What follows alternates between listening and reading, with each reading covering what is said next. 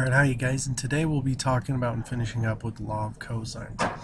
Okay, so last time we talked about for triangles where you had two angles in the included side or two angles and a non-included side, you could actually use some versions of law of sines to actually find it. But if you try to do for where triangles where all three sides are known or two sides and an included angle, you can't use law of sines because the ratios wouldn't fill out. Okay, so we're going to come up with a new method, and it's going to be the law of cosines. Okay, now really side note for those of you guys working on this, if all three sides are known, find the angle opposite of the largest side first. If you do that, it'll make your job so much easier. Okay, so here's the actual three variations of the formula, although technically you only need to know one. Okay, so some little notes first. If you notice, the first side is all alone, although being squared, so you are going to have the square root whatever over here when you get done calculating it. But this first side and this angle are going to be two of the parts that you're going to know. Okay, now if you are one of the lucky ones finding the missing angle, obviously you're going to fill them all up. But you want this to be the largest angle first, so this will be the largest side.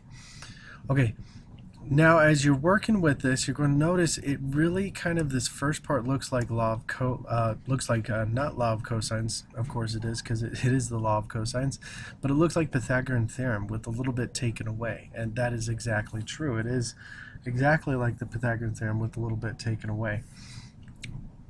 The proof is a little bit more complicated than I want to go into now, but in pre-calculus we'll go over it and stuff.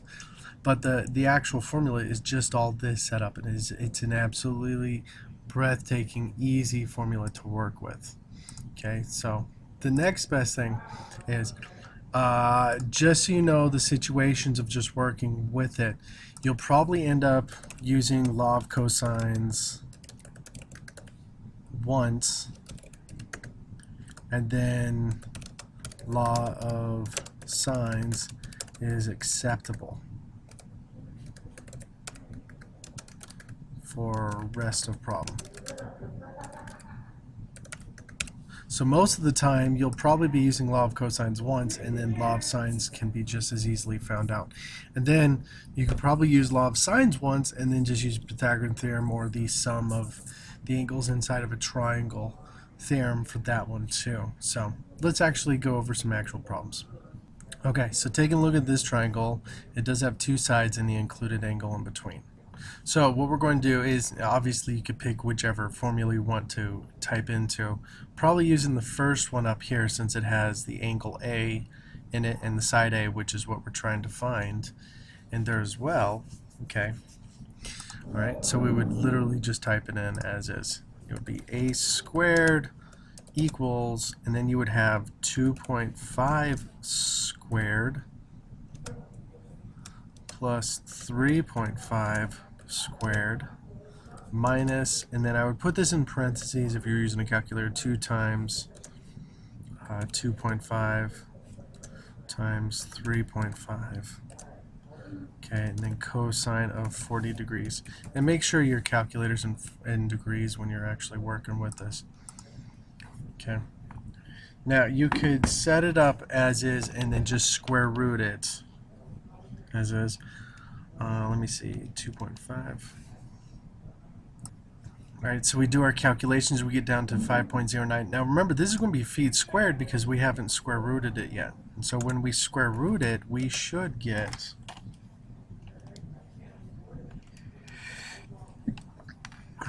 2.257 feet.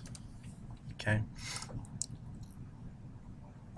Alright, and if we end up working out everything and just working with it, we'll find that that actually works out to be the right answer. Okay, law of cosines, really easy. Now if you wanted to find angles C or B, if you notice they're unmarked, I do know that this length is 2.275 or 257. I'd probably use law of cosines real fast. Okay, I would set it up real fast and then just find angle B this way. Okay. Right, so I'd cross multiply. Let's see, let's go cross multiply. I'd probably just multiply that side by 2.5 and then do sine inverse. Okay, and so what I would end up getting is sine inverse,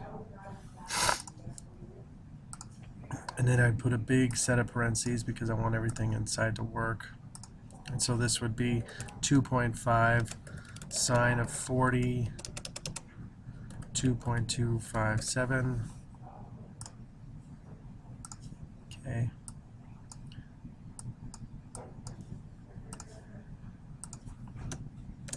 And this would be angle B. All right, and I would get this to be about 45.397. I'd leave it like that. And that would be the degrees, so which would equal angle B. Now that I know that one, I can actually just subtract those two from 180 and go 180 minus 40 minus 45.397 and get the other angle, which would be angle C.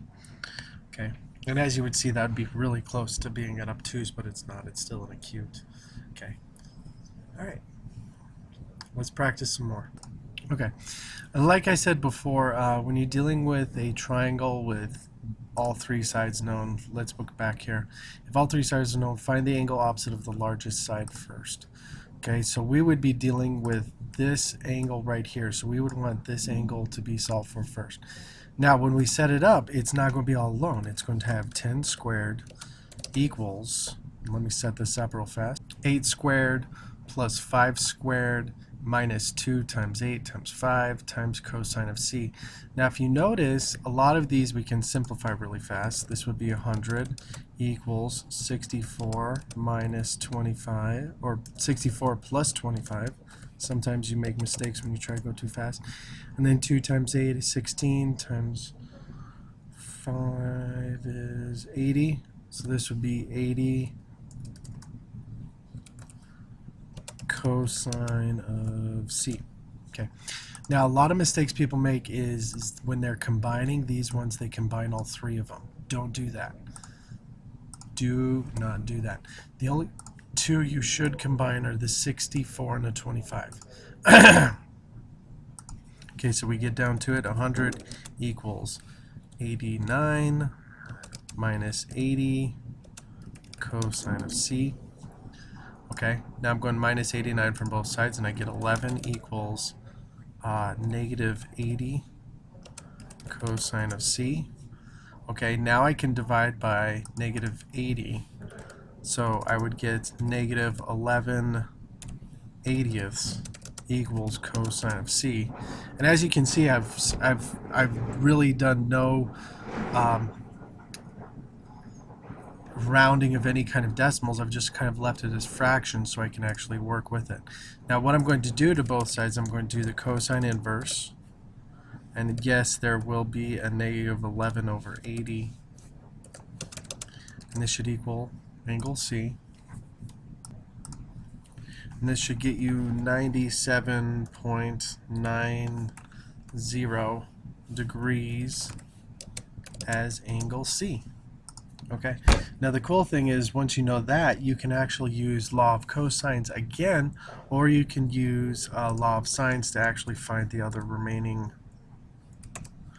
angles as you work with this. Okay.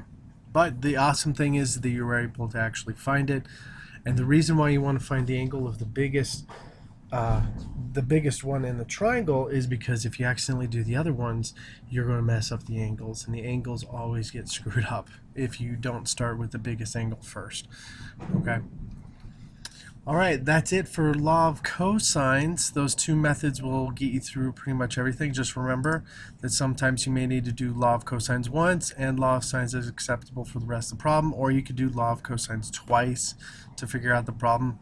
But just remember, try to use the simpler method to actually figure this out and just work with it. Like, for example, if you find this other angle right here, let's say we found it to be y. Obviously, we wouldn't want to do law of sines again, because that would just take longer than doing 180 minus y minus 97.9. And that would actually get me that third angle that's missing up there. Okay? All right. That's it for law of cosines. I'll talk to you later. Bye.